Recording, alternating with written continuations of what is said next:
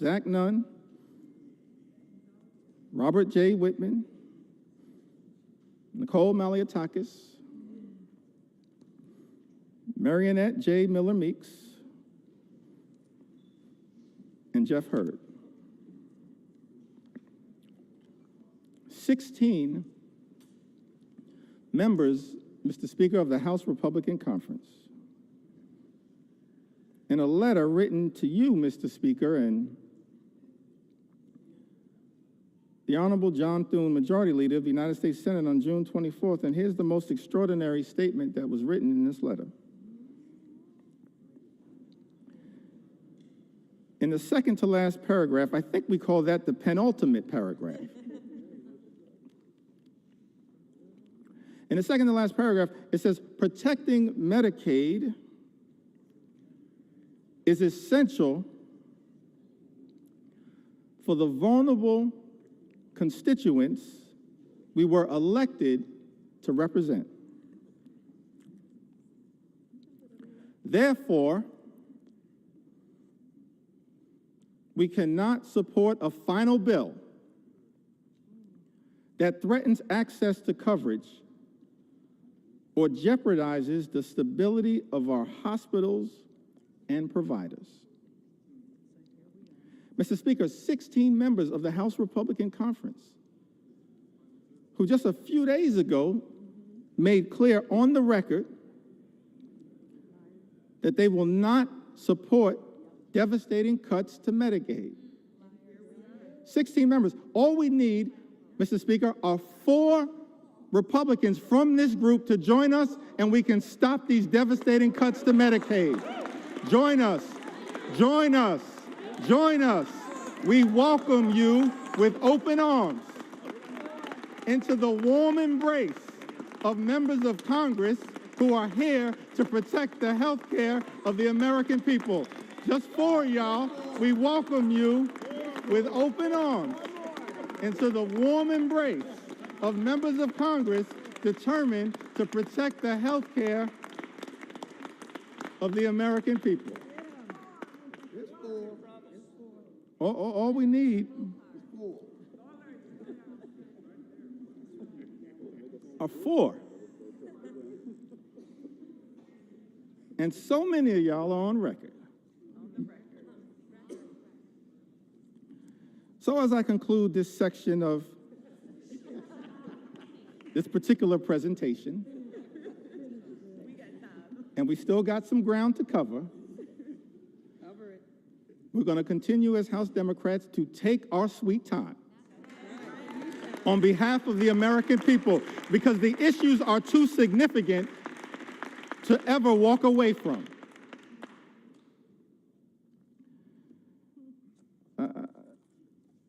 I just want to turn to a statement that was issued by Senator Lisa Murkowski. I want to give some love to the other side of the Capitol.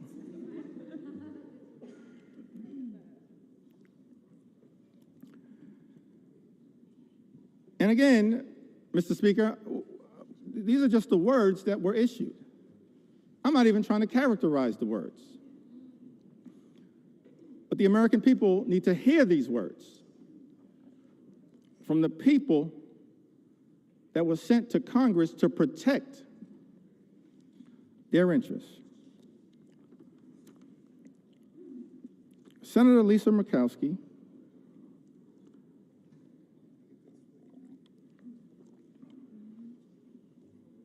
says this was one of the hardest votes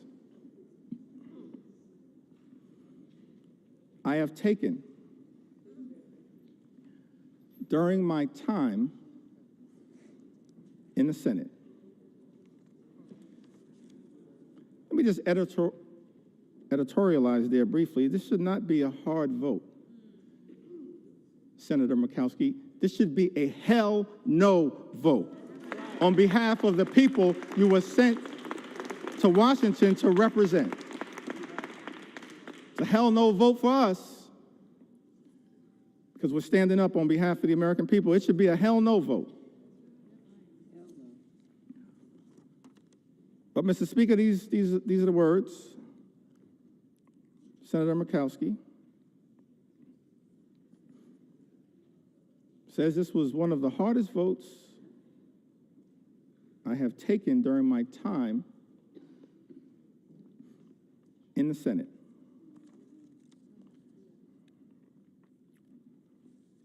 And then she keeps it real. As far as I can tell, she says, but let's not kid ourselves. This has been an awful process. Mr. Speaker, those are the words of a Republican senator, not us. This has been an awful process, a frantic rush to meet an artificial deadline that has tested every limit of this institution.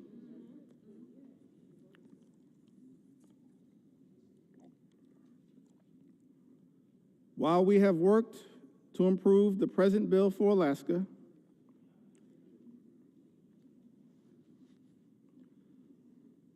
it is not good enough for the rest of our nation. And we all know it. Yes, Senator Murkowski, we all know this one big, ugly bill will devastate everyday Americans across this country. And yet, in the concluding paragraph, this comes after Senator Murkowski voted for this bill, the deciding vote in the United States Senate, says, my sincere hope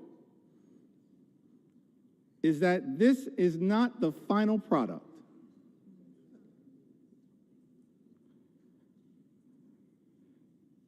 This bill needs more work across chambers and is not ready for the president's desk. We need to work together to get this right. So let me get this straight. I think the number was 16 House Republicans, Mr. Speaker, vote for a bill they know will hurt the communities, Mr. Speaker, that they represent. Vote for the bill anyway, when any one of them could have stopped this bill from ever leaving the House of Representatives, and then write a letter to the senators in the other side of the Capitol saying, fix this bill. When any single one of them could have stopped the bill dead in its tracks. And then Senator Murkowski, in her chamber, turns out to be the deciding vote for a bill that she says, Mr. Speaker, is not good enough for the rest of the nation, and we all know it, votes for it anyway, and then begs the House to fix the bill. That is not how the people's business should be done in the United States Congress. We have a responsibility to stand up for what is right and stand up for what is right in the chamber that we serve in. That's what we should all be doing. And so our House Republican colleagues, Mr. Speaker, have one last opportunity to join us as Democrats, every single Democrat who's going to stand up and protect the health care of the American people, stand up and protect the nutritional assistance of the American people, stand up and protect our farmers, stand up and protect our veterans, stand up and protect the clean energy economy, stand up to protect our public schools. Every single one of my House Republican colleagues have the opportunity now in this chamber, not the other chamber, in this chamber, to join us as Democrats and stand up for what is right. The eyes of America are watching. Started this process, Mr. Speaker, 3:28 in the morning, this debate. Took to the House floor, maybe an hour and a half after that. And we still have a lot to say.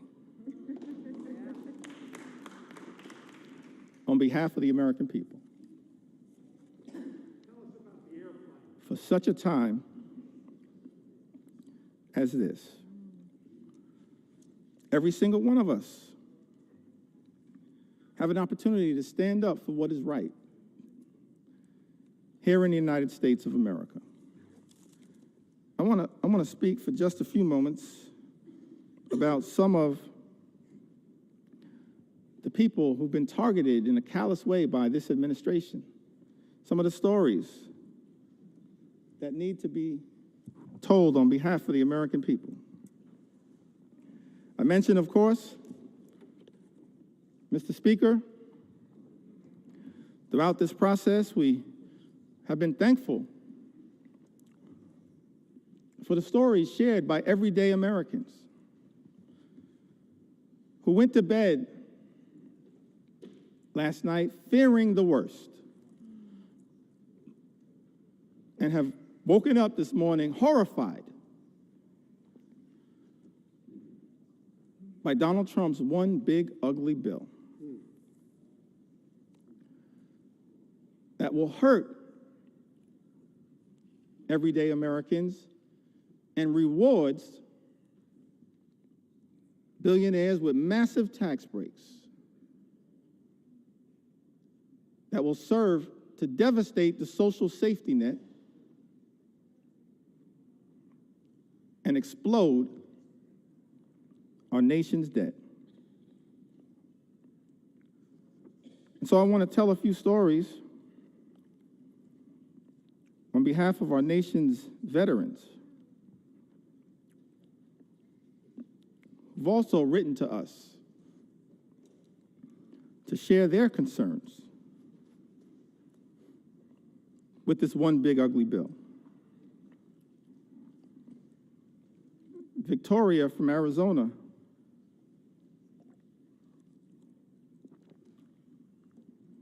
wrote to us, Mr. Speaker, said, "My husband and I are patriots. We are both Army veterans who were disabled as a result of our service. We have 5 children and run a small electrical contracting business. We live on a fixed income and, like most families, have struggled with rising costs. One of our sons is adopted. He is a wonderful, loving 7-year-old who has autism and ADHD. He qualifies for Medicaid because he was adopted, and it has been the saving grace for his health and well-being. Medicaid is the reason we were able to get his formal diagnosis of his autism and ADHD. It also covers his regular doctor's visits and dental care. We use Medicaid to access in-home therapy for him, and it was a huge help. Slashing Medicaid will have especially dire consequences for rural communities like ours. Forcing hospitals to close. Health resources are already slim in our area.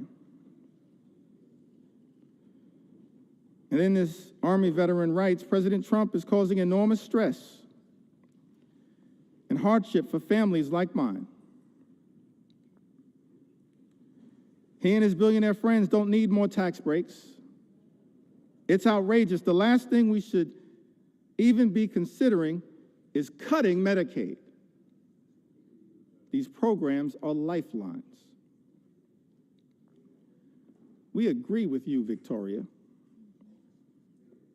She lives in Arizona's 6th Congressional District. Mr. Speaker, currently represented by Congressman Wantrich.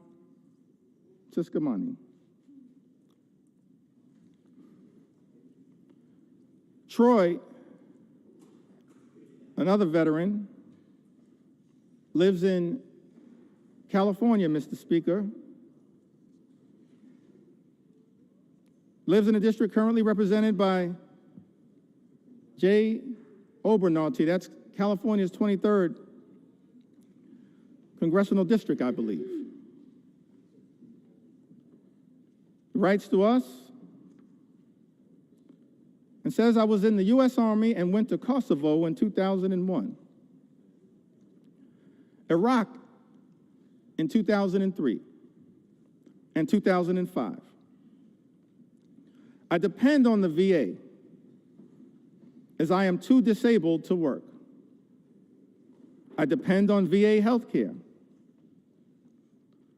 My children are now on Medicaid.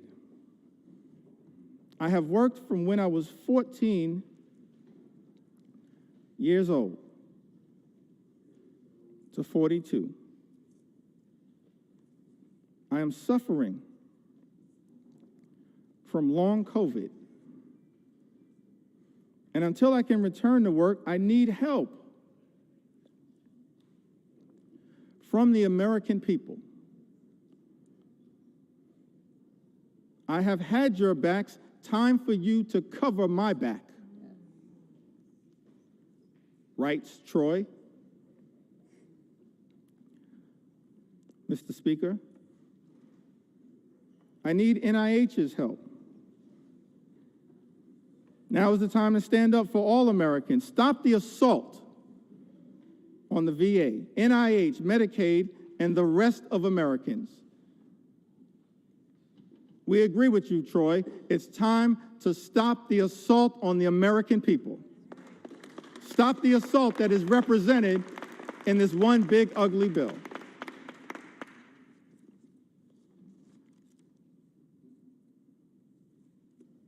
Christy, another veteran, wrote to us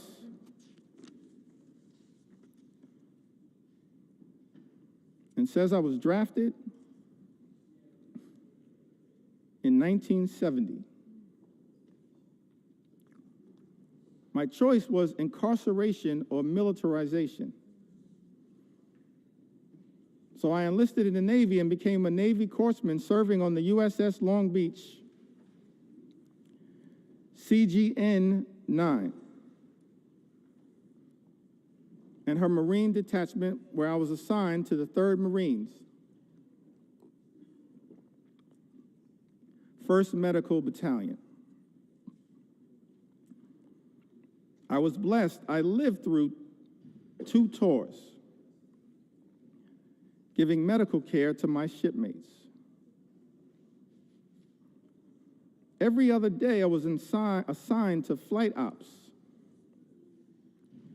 to transfer or pick up the wounded and dead Marines from shore to ships waiting offshore about 8 miles. I hated the smells of war. This veteran writes, death and misery were my constant companions. The war left me unsettled, mentally and morally corrupt. For 50 years, I have suffered with my PTSD, which went undiagnosed for years. After 12 years of VA therapy, and working hard for my soul to be repaired. I find myself living alone and isolating from others. And I am one of the lucky ones thanks to the care I have received from the VA. Veterans pouring out their heart and their soul, sharing their anxiety with all of us, urging this Congress to do something, to stand up on behalf of the veterans who are going to be hurt by this one big, ugly bill. Devastated by this one big, ugly bill.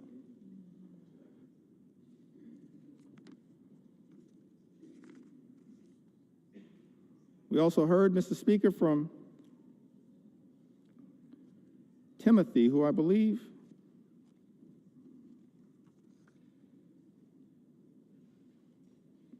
may have written to us from the Commonwealth of Kentucky. He says, "My name is Timothy.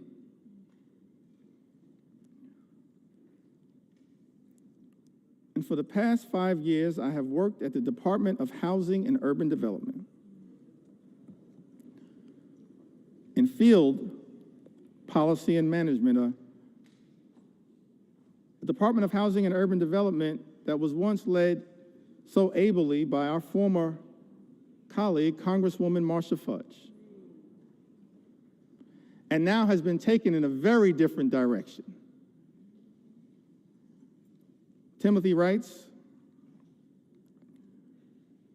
"In this role, I've educated the community about HUD's programs such as FHA loans and housing counseling that allow people to purchase homes, affordable rental housing that help people pay their rent, and homeless services that help people find shelter and leave the streets. I have worked with internal data that focused on improving our programs.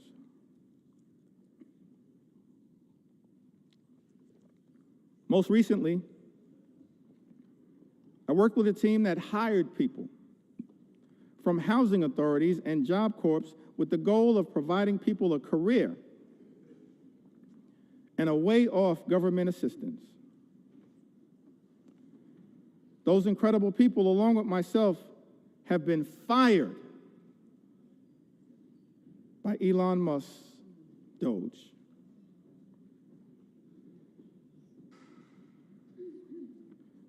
My entire professional career, I've taken jobs that I considered bigger than me. I served in the military, both enlisted and as an officer. I deployed and I'm now a disabled vet with a rating of 90%. After the military, I focused on giving back and challenging myself in a way while continuing a job that was bigger than myself, so I joined the Peace Corps.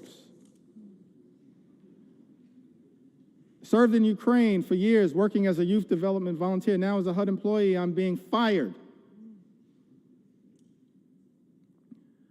by an unelected official and being called lazy by my president.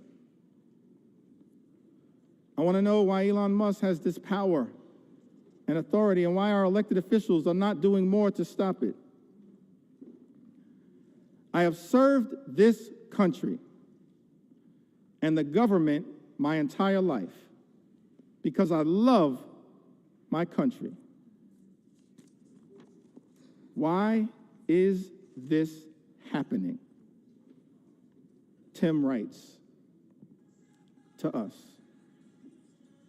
That is such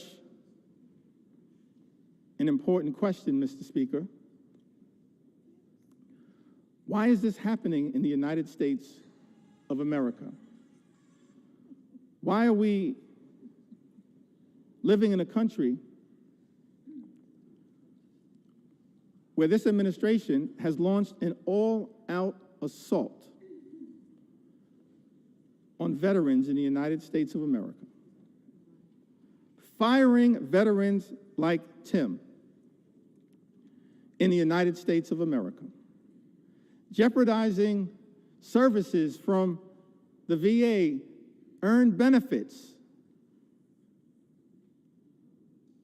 that these veterans are entitled to because of their extraordinary service.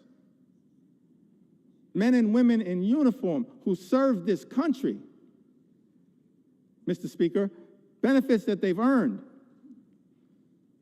and now find themselves in the legislative line of fire from their own government, their own country, and stand to be hurt in such an extraordinary way by this extreme Republican budget, this one big, ugly bill. We're here on the House floor, Mr. Speaker, to say to Tim and every single veteran who put on the uniform, every single man and woman who served this country, we will not abandon you in your hour of need.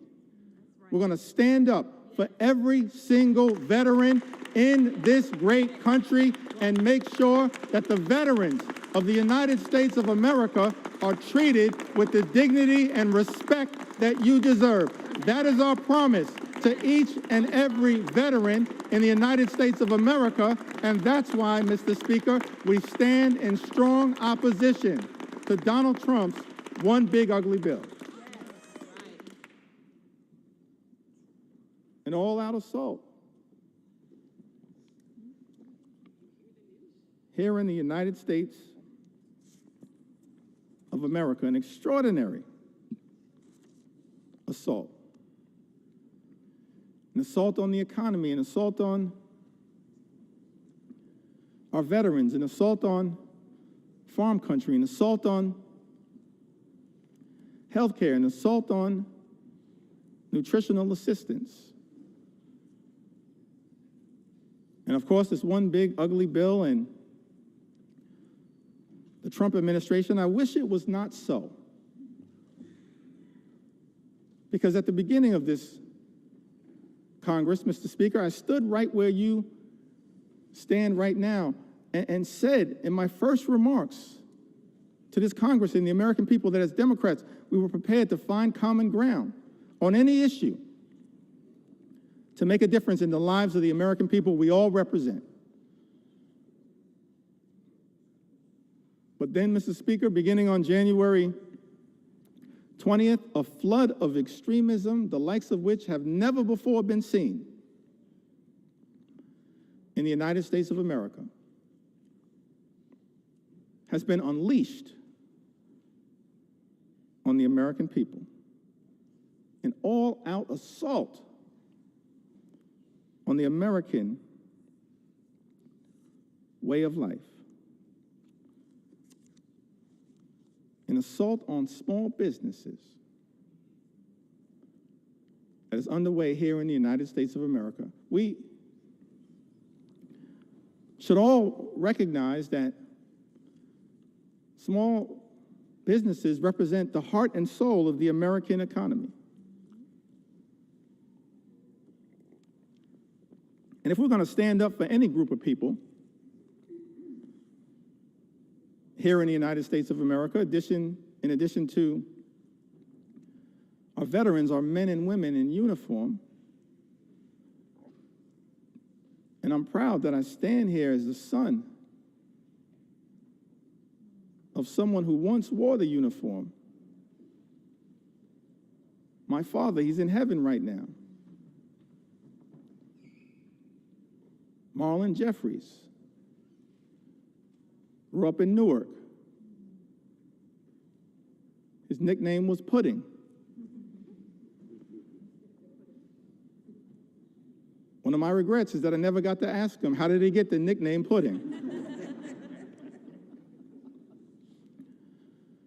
But he left Newark as a high school graduate and put the uniform on, enlisted in the Air Force, and served in Germany during the Cold War. We have to stand up for our veterans, stand up for small businesses. And we've heard a lot throughout this process about concerns from small business entrepreneurs here in the United States of America. Heard from Mercedes, lives in the great state of Colorado. Mercedes writes, "My husband and I are the owners of a small business. Without the ACA, my family would not be able to afford health insurance. My daughter also receives free dental coverage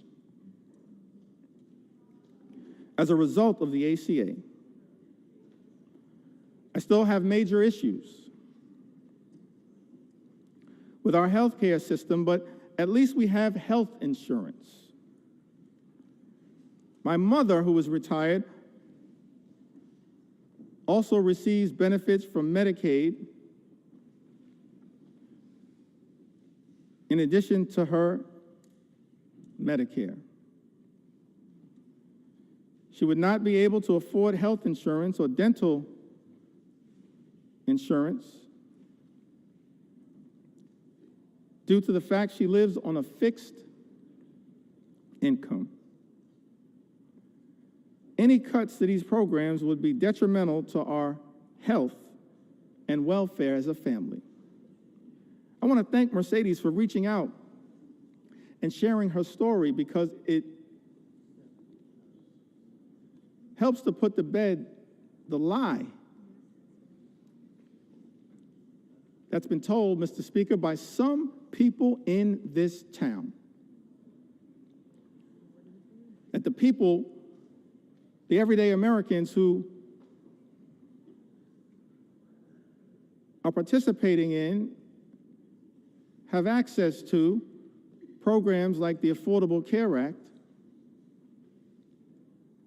are unworthy, aren't hardworking American taxpayers. They are hardworking American taxpayers. A group of people that real leaders in this country, beginning in modern American history, as I illustrated earlier from President Franklin Delano Roosevelt all the way through our most recent president, who we served with in the last Congress, have recognized that we have a sacred obligation to stand up for everyday Americans who are struggling right now, including our small business entrepreneurs, the heart and soul of the American economy, who right now are dealing with such economic uncertainty because of the erratic, reckless, and dangerous Trump tariffs that have unleashed so much chaos and uncertainty, raising costs for small business owners all across the country, undermining their ability to fully achieve their entrepreneurial dreams. This is not who we should be in the United States of America. Small business owners under assault by this administration. And there's a target on the back of many of these small business owners as a result of this one big, ugly bill. Janice wrote to us. She's from the great state of Michigan, the heartland of our country. So thankful to all the members of the Michigan delegation and what they represent. Janice, however, she resides, Mr. Speaker, in the 7th Congressional District, represented by Congressman Tom Barrett.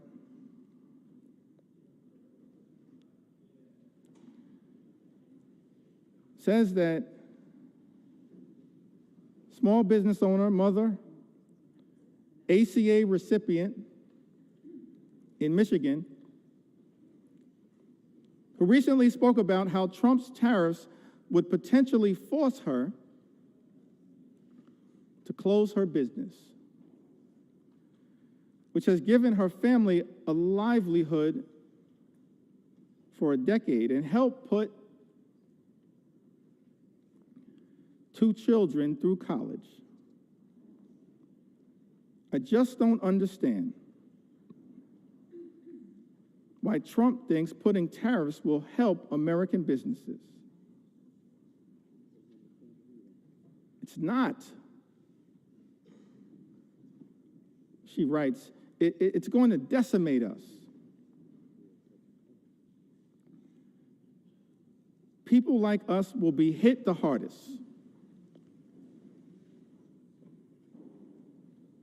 But then Janice shows the great resolve of the American people, the great spirit of resilience of the American people, the refusal to run away from difficult circumstances.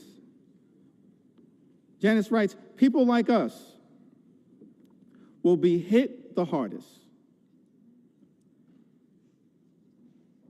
But Janice then writes, I refuse to call it quits. I won't give in to him. Janice, neither will House Democrats. Not now, not ever. We will never give in to this type of extremism as being unleashed on the American people. We will continue to stand up for you. One last small business owner that I'd like to mention. So many who've written to us, whose stories I want to be able to share, but let me perhaps go back to the Big Apple, the great state of New York. But let me also say to the American people, one of the ways in which we've received all of these stories, and we urge you to continue to share these stories from all across the land. You can share your story with us at democraticleader.house.gov/share your story. democraticleader.house.gov/share your story. We want to hear from the American people as to how we can best represent your interests on this day and on all days moving forward, because your stories are powerful. Your stories will continue to give us the resolve to fight for an America that's fair and just, an America where every single person can afford to live the good life. Good paying job, good housing, good health care, good retirement, and of course a good education for your children. That's not too much to ask in the wealthiest country in the history of the world. Work hard, play by the rules, and every single American should be able to afford to live the good life. But we know that in this country, far too many people are living paycheck to paycheck. Far too many small business entrepreneurs living paycheck to paycheck. And justifiably expect better from this government. We should be working hard in a bipartisan way to make their life better, not unleashing shock, awe, and pain on the American people. That's what this one big ugly bill will do. Devastate everyday Americans.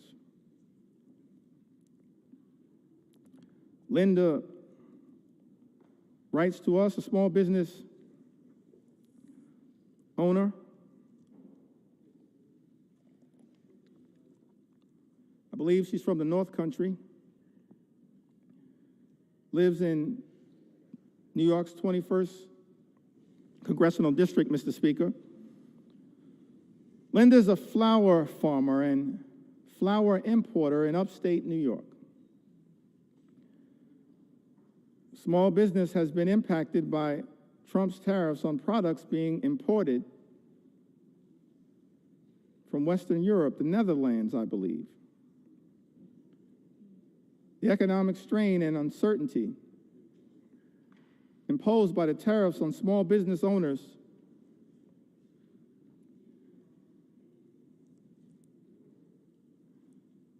operating on slim margins has caused Linda and her customers to incur additional expenses. Linda tells us, Mr. Speaker, everything was going really well until the tariffs. And now she worries the business will go bankrupt and be forced to close if the tariffs stay in place. How is it that we're living in America where President Trump, Mr. Speaker, and House Republicans promised to address the high cost of living in the United States, promised to lower costs on day one. But costs aren't going down, they're going up. And as a result of these Trump tariffs, are now at risk of experiencing thousands of dollars per year in additional costs. And there is nothing in this one big ugly bill that is going to meaningfully make the lives of everyday Americans, of hardworking American taxpayers, of working class folks, of middle class folks, of all those Americans who aspire to be part of the middle class, of the poor and the sick and the afflicted. Nothing in Donald Trump's one big ugly bill that will meaningfully make their life more affordable. An all-out assault on the economy. We're dealing with an all-out assault on health care, on Medicaid, on the Affordable Care Act, on the Children's Health Insurance Program. All-out assault on the care, Mr. Speaker, being provided by Planned Parenthood. The medical care being provided by Planned Parenthood that is jeopardized in this very bill. All-out assault on hungry children, on hungry veterans, and on hungry seniors, millions of people who will lose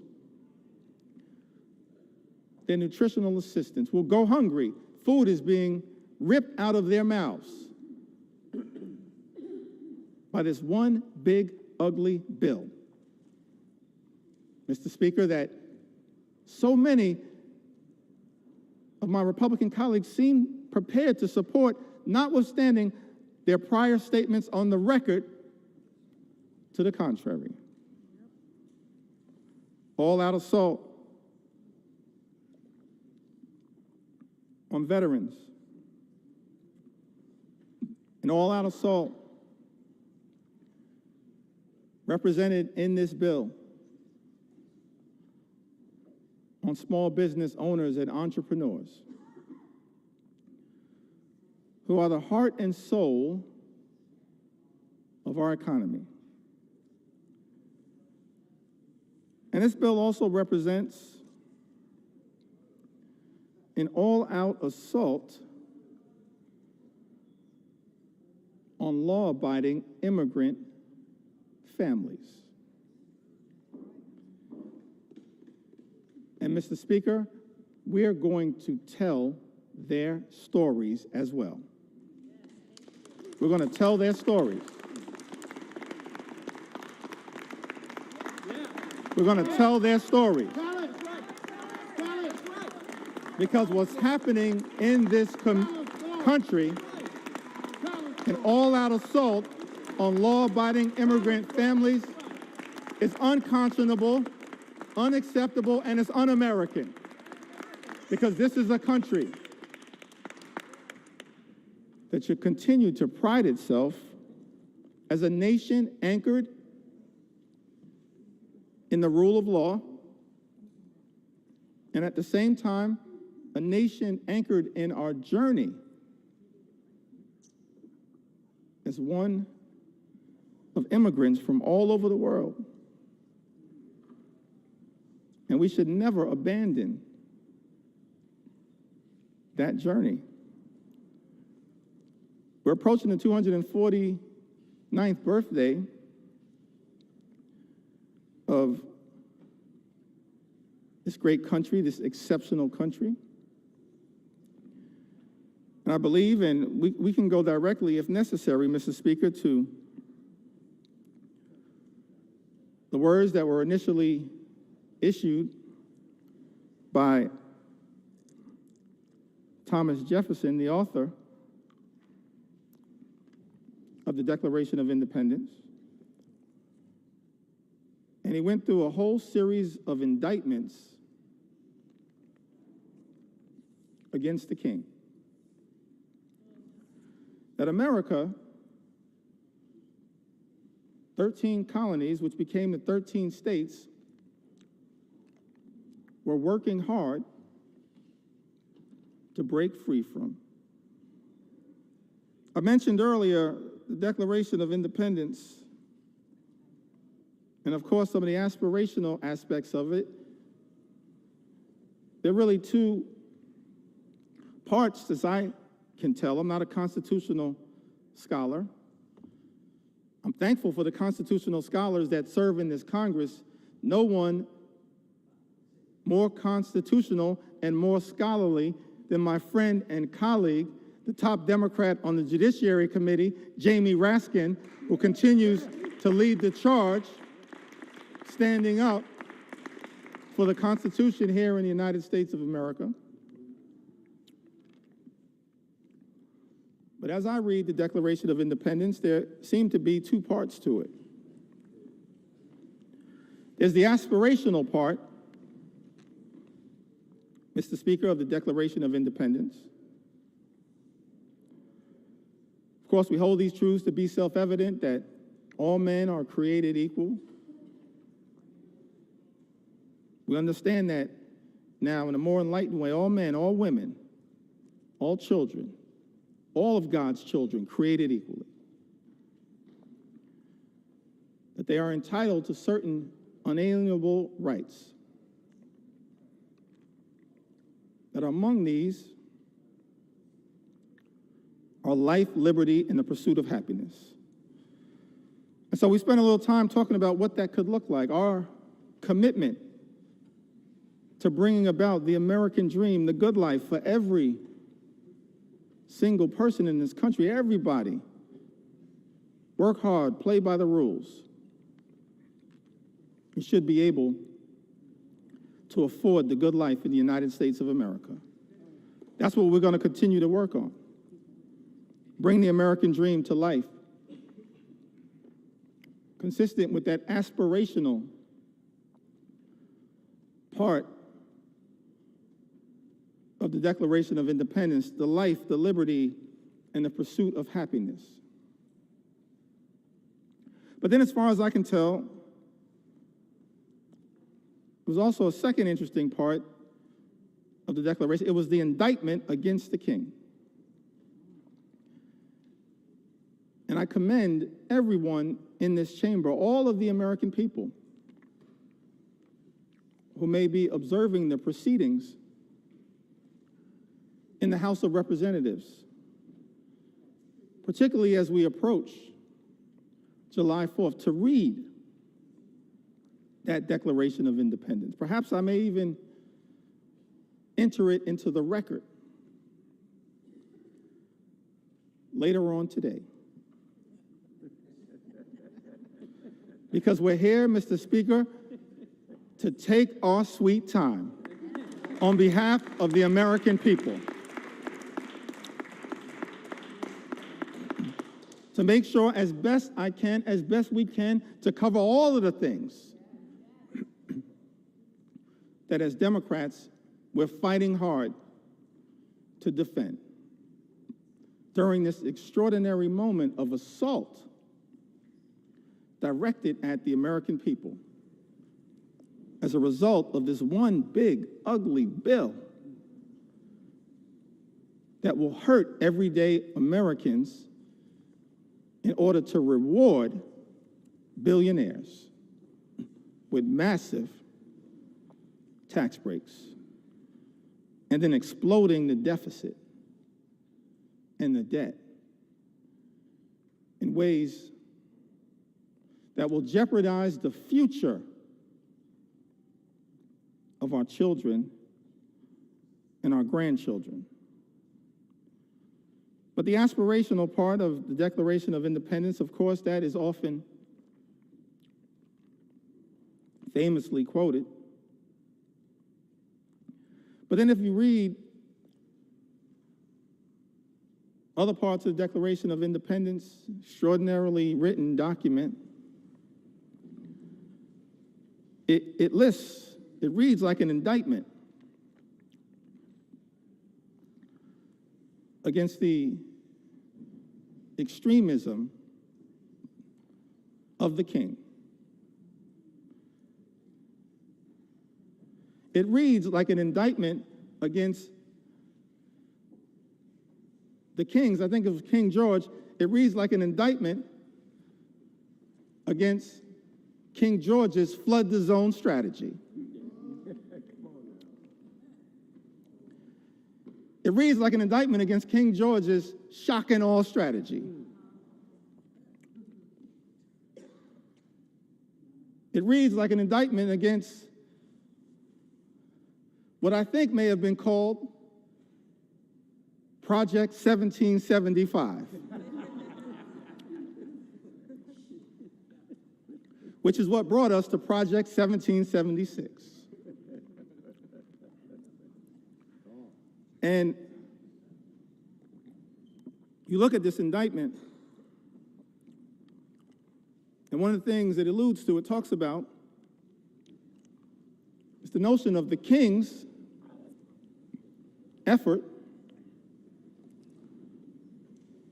to stop the assimilation of people from other parts of the world into the United States of America. So we understand that from the very beginning of this great country, there was a recognition, of course, of the importance of immigration to the success and vitality of the United States of America. And let me be clear, Mr. Speaker, so there's no misrepresentation. As House Democrats, we understand the importance, the urgency of securing the border. We believe that our immigration system is broken and that it should be fixed in a comprehensive and bipartisan way. So many leaders in that effort, so many big ideas were willing to partner in a bipartisan way. Pramila Jayapal, Linda Sanchez, Adriano Espaillat, Tom Swazi, so many others. Veronica Escobar, we want to partner to fix our broken immigration system in a bipartisan and comprehensive way, secure our border. But we're also going to make sure we stand up for our nation's heritage, a nation of immigrants, which continues to this very day. It's an important part of American exceptionalism, and as far as I can tell, in my reading of the original document, the writings of the founders of this great country, the framers of the Constitution, they recognized it from the very beginning. They weren't perfect. We didn't have a perfect start. But of course, as the preamble to the United States Constitution set forth, we the people, in order to form a more perfect union. Mr. Speaker, we've been set on this magical course, our march toward a more perfect union. And the immigration journey has always been an important part of the American journey. That's why it's heartbreaking to see some of the things that are happening in the country right now. The targeting in such an extraordinary way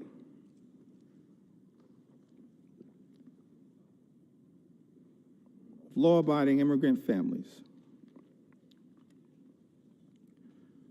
including American citizens. How can this be in the United States of America? Some people who might suggest that we should stay away from these stories. No, I'm going to lean into this part of the American journey because we support our heritage as a nation of immigrants. And we're going to stand up for dreamers, stand up for farm workers, stand up for law-abiding immigrant families all across this country. U.S. citizen children have been deported, Mr. Speaker. Is this who we've become in the United States of America? How can this be? This is extraordinary. 2-year-old American named Manu Borges Santos was born in Fort Lauderdale, Florida, in September of 2022. February, she was taken into custody in Florida alongside her mother and father, both of whom were undocumented. And as a result of this situation, 2-year-old Manu was deported to Brazil. Because of the Trump administration, Manu, a U.S. citizen, only 2 years old, is now effectively stateless. Manu is not a citizen or resident of Brazil. She's a 2-year-old girl, an American citizen.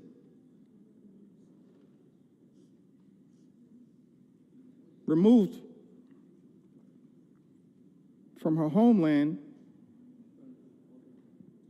but can't get legal status in her parents' ancestral home.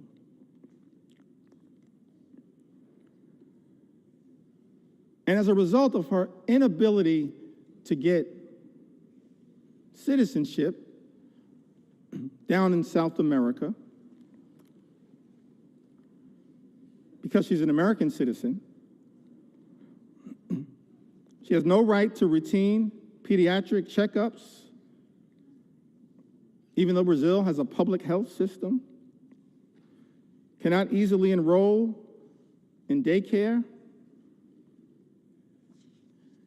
and finds herself in an untenable situation. I think we are better than this. We've got to find a better way, because I thought this administration promised, Mr. Speaker, to target violent felons,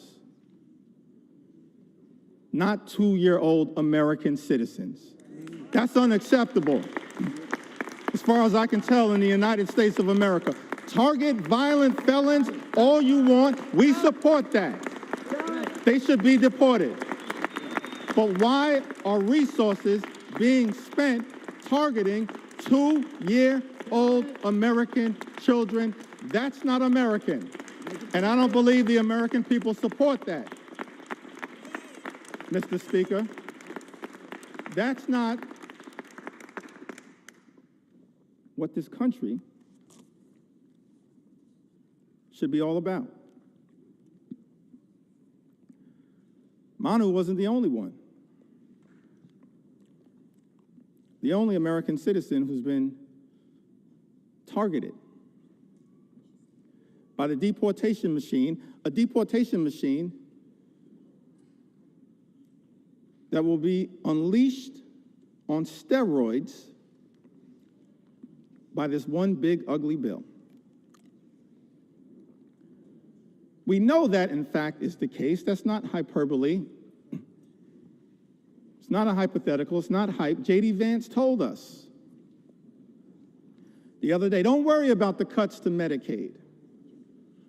Don't worry about the fact that this is the largest cut to Medicaid in American history. Don't worry about the fact that millions of Americans, more than 17 million Americans, will lose their health care, and many more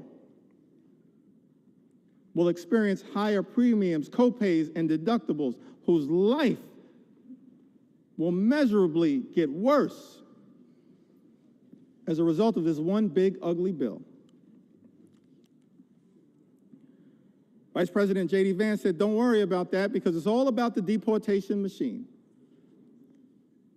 that's not targeting violent felons. Apparently, much of what has been unleashed on the American people targeting American citizens, like a 2-year-old American girl with the initials VML, who was deported alongside her mother and sister to Honduras without any meaningful due process. VML was taken into custody by ICE on April 22nd.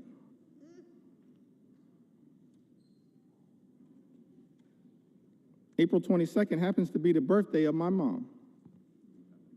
I love you, Miss Lanita Jeffries. If you're watching right now, I love you. My younger brother and I, we thank you for what you did, for your sacrifice in raising us, to try to be the best citizens that we can be. VML was taken into custody by ICE on April 22nd while attending a routine check-in at a New Orleans immigration office with her mother. VML's undocumented mother had no criminal history. And had she been allowed due process, they could have contested the removal.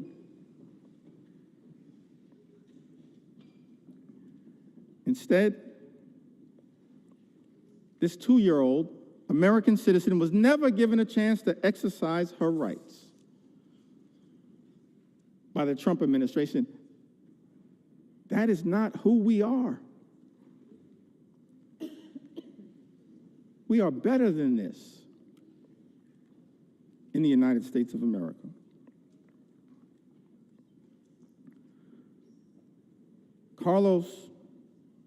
Carrie Lopez Alvarado,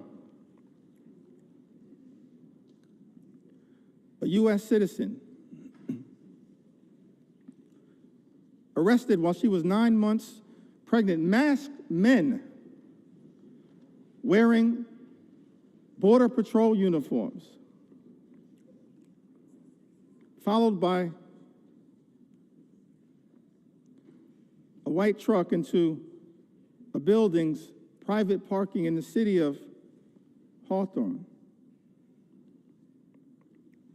In that truck was Carrie's partner, Brian, when she tried asking questions about who the agents were and what authority they had to arrest her partner, she was arrested. And Carrie, an American citizen, recounted that they started grabbing me from both sides, and I ducked down to sort of shield my stomach because I was afraid. An American citizen afraid that they were going to hurt me.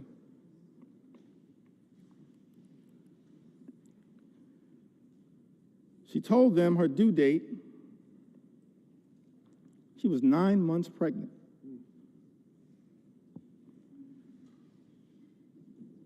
Apparently, these CBP officers responded, okay, your baby is going to be born here, but you're from Mexico, right? They were wrong. They were detaining an American citizen. This is what has been unleashed on the American people. One last story that I feel compelled to share on this issue. Mr. Speaker, I still got some ground to cover. Take your time. Take your time. On a few other issues of importance to the American people, but one last story that I think needs to be shared, Mr. Speaker, in connection with this issue. This received some attention, some notoriety. Americans were horrified, should be horrified. All of us should be horrified.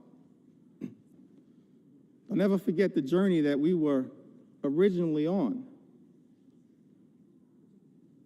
set forth, spoken to by the founders of this country.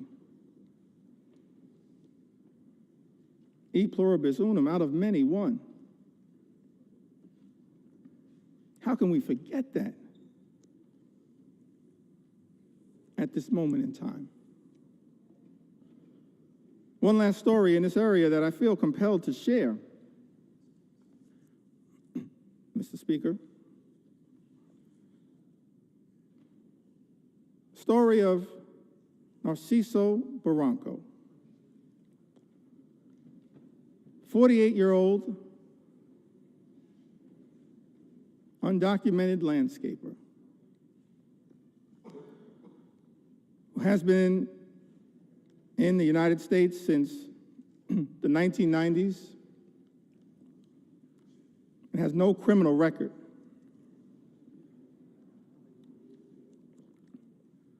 Here's the thing that got me about this story. Caused me to ask the question about this particular moment, the type of deportation machine that has been unleashed on the American people. Narciso, this landscaper, raised 3 American sons, all of whom became Marines, 2 of whom are currently, Mr. Speaker, on active duty Marines. His sons, juggling their military assignments, have been trying to deal with the costs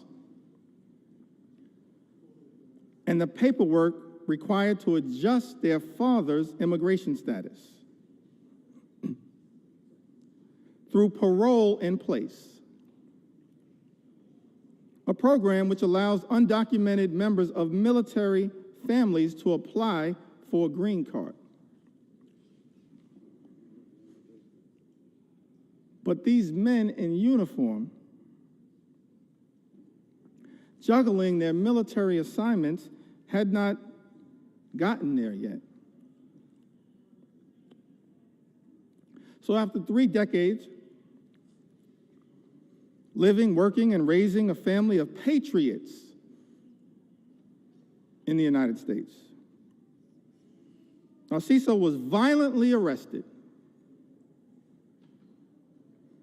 while he was mowing the grass at an IHOP restaurant. We don't have to speculate as to whether this was true or not. In a video captured of the incident, you see he was sprayed with pepper gas. He was detained on the ground. He was not resisting. And he was hit repeatedly in the head by masked federal agents while he was on the ground. Let me park right there parenthetically for a moment. Seems to me that every other law enforcement professional in the United States of America has to disclose their identity in a way that is identifiable. These masks need to come down. They need to come down. They need to come down. These agents should just be held to the same set of standards as every other law enforcement officer in the United States of America. And if you don't understand the righteousness of that position, just study the case of Narciso. His oldest son, a Marine veteran, said in an interview, what we weren't prepared for and didn't prep him for was these guys attacking him. We never expected anything like that. We expected these guys to act professionally.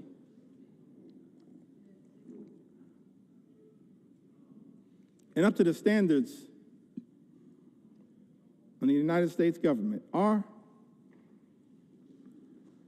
masked, armed federal agents who beat people on the ground really the standards the United States government should be standing by? Are these the types of actions, Mr. Speaker, that House Republicans endorse and support? This is not the way that anyone in the United States of America should be treated, particularly the father of 3 patriotic Marines. No one should be treated this way, but certainly not the father of 3 patriotic Marines in the United States of America. It's outrageous. It's out of control. And it's completely and totally unacceptable. Unacceptable. Unacceptable here in the United States of America. We are better than this. Better than this. Mr. Speaker, I've talked about the aspirational vision that we have for a country where everybody can afford to live the good life and work hard, play by the rules, experience the American dream, live the good life, good paying job, good housing, good health care, good education for their children, and a good retirement. That's not too much to ask in the United States of America, the wealthiest country in the history of the world, a great country, an exceptional country, as Abraham Lincoln once observed in a speech in the chamber of the House of Representatives. America, the last best hope of Earth. Spent a little time talking about the type of things, the type of America that we should be working hard in a bipartisan way to bring about, and spent some time critiquing this one big, ugly bill. And it's not like Republicans, Mr. Speaker, weren't given every opportunity to try to address the concerns that we have raised. I'm thankful for my colleagues in all of the committees of jurisdiction who worked hard, pulling all-nighters, offering amendments to try to improve this one big, ugly bill. We've actually introduced throughout this process, Mr. Speaker, hundreds of amendments. Just yesterday, before the Rules Committee, hundreds of amendments. And before that, in late May, when the initial bill was being debated in a marathon session before the Rules Committee, more than 125 or so Democrats offering more than 500 different amendments to improve this bill, to stand up for the American people. Doing so over and over and over again throughout this process. And so, Mr. Speaker, I think it's important for the American people to understand what exactly House Republicans have rejected. What changes have House Republicans rejected to this one big, ugly bill?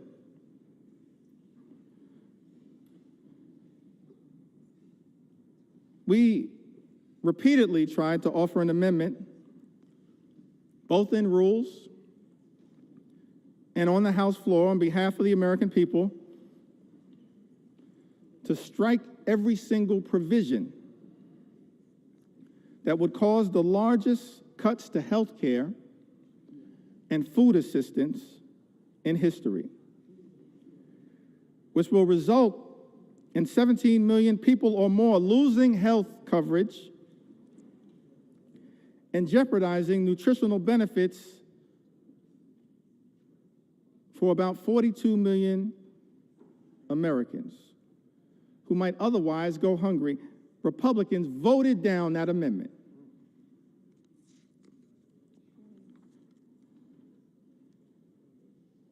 I believe it was Representative Amelia Sykes had an amendment to strike the Medicaid cuts in the bill to prevent millions of people from losing their health insurance and to stop hospitals and nursing homes from shutting their doors. Republicans voted down that amendment. Representative Judy Chu had an amendment striking cuts to the Affordable Care Act, cuts that are in this one big ugly bill that will cause millions of everyday Americans to lose their health insurance or experience having their costs go up. Mr. Speaker, you know that Republicans voted down that amendment.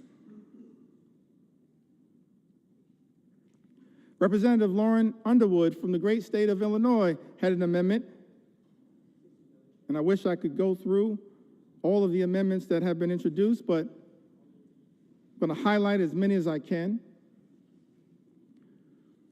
Representative Lauren Underwood had an amendment to ensure that people who get their insurance through the ACA, Obamacare, will not see their premiums increase. As I mentioned earlier, that as a result of this one big, ugly bill, Mr. Speaker, premiums, copays, and deductibles are going to go up for millions of Americans. Many will lose coverage. And so this amendment was introduced to ensure that people who get their insurance through the ACA will not see their premiums increase this year, which is expected to cause 5 million people to lose coverage. Mr. Speaker, Republicans voted down that amendment.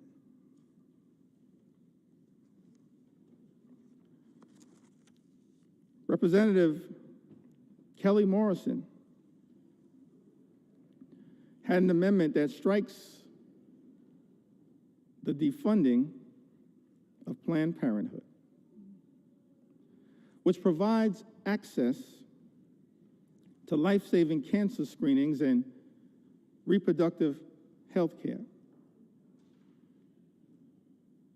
Now, last year, Republicans, Mr. Speaker, promised that reproductive health care, reproductive freedom was a state issue. President Trump promised that reproductive health care, reproductive freedom was a state issue. And yet in this bill, there's a backdoor attack on reproductive freedom. By targeting health care, preventative health care, that Planned Parenthood provides to millions of people all across this country. Representative Kelly Morrison had an amendment that strikes the defunding of Planned Parenthood, which provides access to life-saving cancer screenings along with reproductive health care. Republicans voted that down. Let me pause there parenthetically just to make one observation on this issue of reproductive freedom. What we're seeing right now in the House of Representatives, Mr. Speaker, Republicans unleashing a march toward a nationwide abortion ban. That's what's going on right now. What does this provision have to do with making life more affordable for everyday Americans? Nothing. This is all part of a right-wing ideological extreme effort to undermine reproductive freedom in the United States of America. Let me make something clear, Mr. Speaker. House Democrats believe in a woman's freedom to make her own reproductive health care decisions, a decision that should be between a woman, her family, her faith, and her doctors. That's it, period, full stop. And we will continue to fight for reproductive freedom in the United States of America. And we will not rest, Mr. Speaker, until the Women's Health Protection Act becomes the law of the land, here of America. Big difference between us and them, big difference.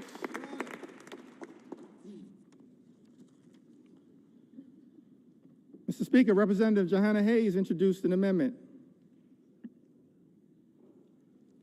to strike all provisions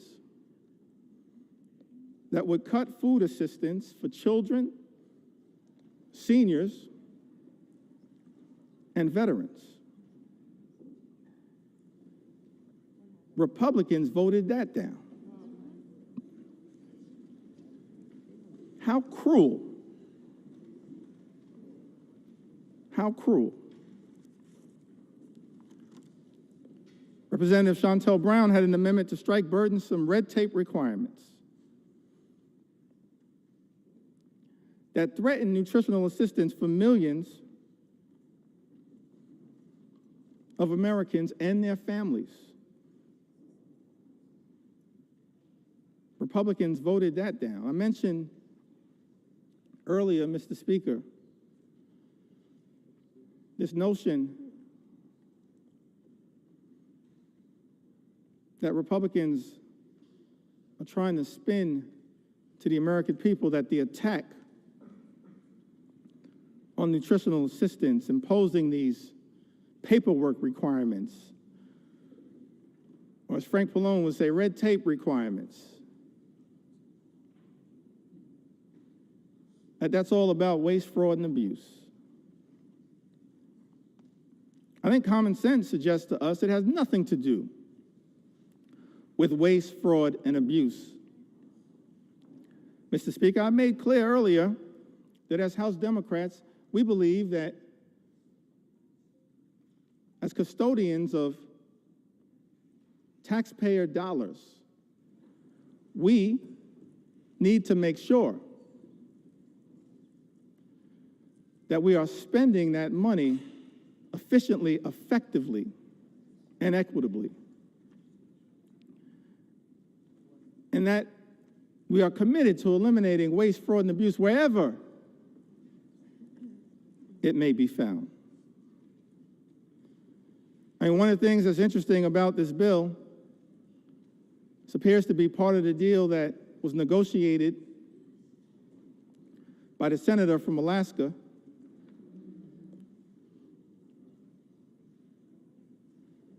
is that the states apparently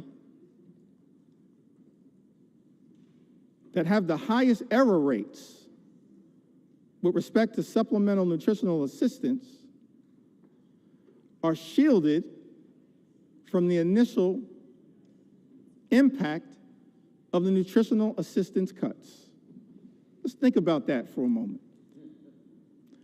How can it be that Republicans, Mr. Speaker, are claiming that this bill has anything to do with waste, fraud, and abuse, and yet the states with the highest error rate, as Republicans during the Rules Committee acknowledged under questioning from Jim McGovern and Mary Gay Scanlon and Joe Neguse and Teresa Leger Fernandez, acknowledged that the states with the highest error rates actually shielded from the initial impact of the cuts to supplemental nutritional assistance. Angie Craig pointed this out. It exposes, in my view, the lie being told, Mr. Speaker, by some in this town that this effort, this one big, ugly bill, is somehow about combating waste, fraud, and abuse. One of the reasons why we know common sense dictates that this one big, ugly bill has nothing to do with meaningfully going after waste, fraud, and abuse is that, on average, SNAP beneficiaries receive $6 per day to try to help them not go hungry, to try to make sure that veterans and children and seniors don't go hungry. Mr. Speaker, I think it's important for the American people to process. That's what SNAP on average provides, $6 per day. At the same time, Elon Musk, his federal contracts, as we understand it,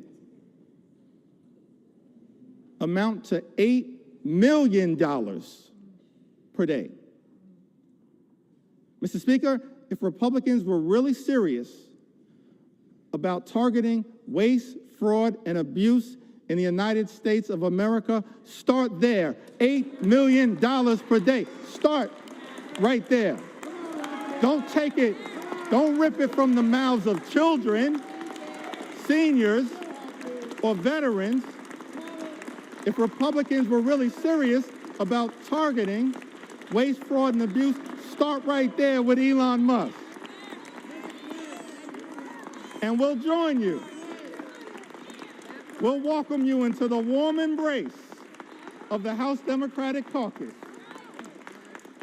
to target waste, fraud, and abuse. Start right there. You can start right there, Mr. Speaker. Start right there. Ranking members Jim McGovern and Bobby Scott had an amendment, Mr. Speaker, to prohibit the bill from going into effect unless cuts to Medicaid and SNAP would not result in fewer families being eligible for free school meals. Mr. Speaker, as you know, Republicans voted down that amendment. We can't find a way to stand up for school meals, for school breakfast, for school lunch. That's just cruel.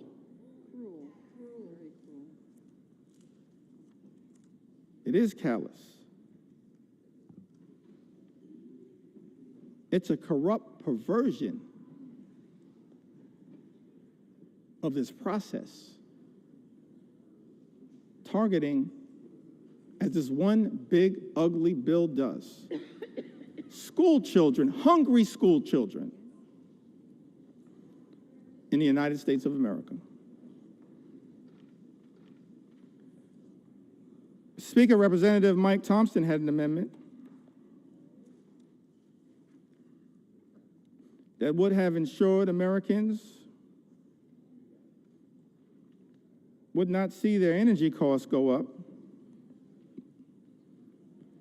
and to protect the millions of good-paying jobs that this bill will eliminate, because this one big, ugly bill puts a target on the backs of the clean energy economy, on clean energy jobs, which result in cheaper energy and lower costs for the American people. We were told by President Donald Trump when he was on the campaign trail, costs would go down on day one. He was going to focus, we were told, on lowering the high cost of living in the United States of America. That's not what this bill does. And we know it, because 21 House Republicans made that clear in a letter that I cited earlier that's now part of this public record.